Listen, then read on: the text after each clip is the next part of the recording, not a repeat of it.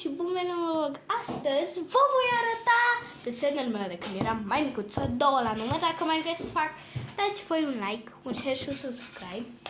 Așa, subscribe, nu subscribe.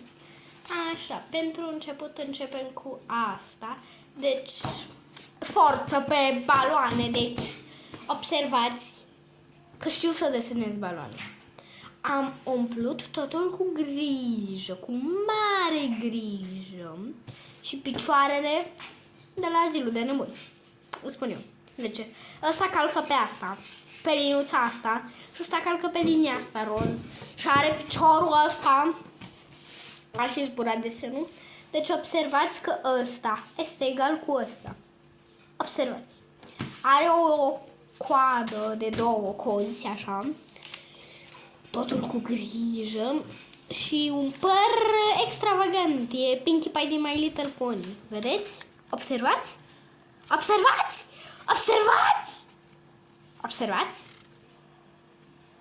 O să mai produc o dată scena asta, că mi s-a văzut. Observați? Observați? Observați? Deci la cap ea are efectiv nările în ochi. Deci aici este ochiul și aici este nara. Și are și o gură care zâmbește. Ah! Ok, începem cu al doilea desen. Ui, ui. Așa. Am să-i acopăr capul. Deci voi observați că are niște picioare extravagante. La fel și corpul. Și este timpul să vedeți capul. Tarararam. Ziceți voi de noi, am desenat bine capul. Deci are corn și căpuț. Deci are cap. Are cap. Deci e... Mam! Cel mai tare desen de pe Terra. Mai tare ca lui Nicu. Mihai, apropo, nu uitați.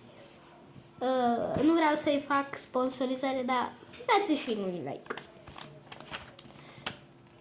Observați. Observați. Observați că ăsta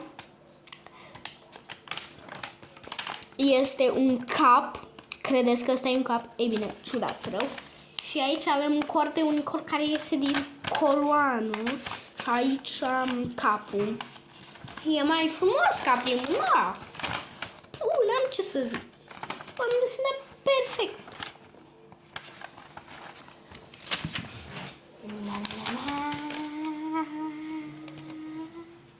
Bun, și cam gata cu acest vlog. Dacă v-a plăcut, nu uitați să dați like, share și subscribe. Vi-am pus în mine. Pa, pa!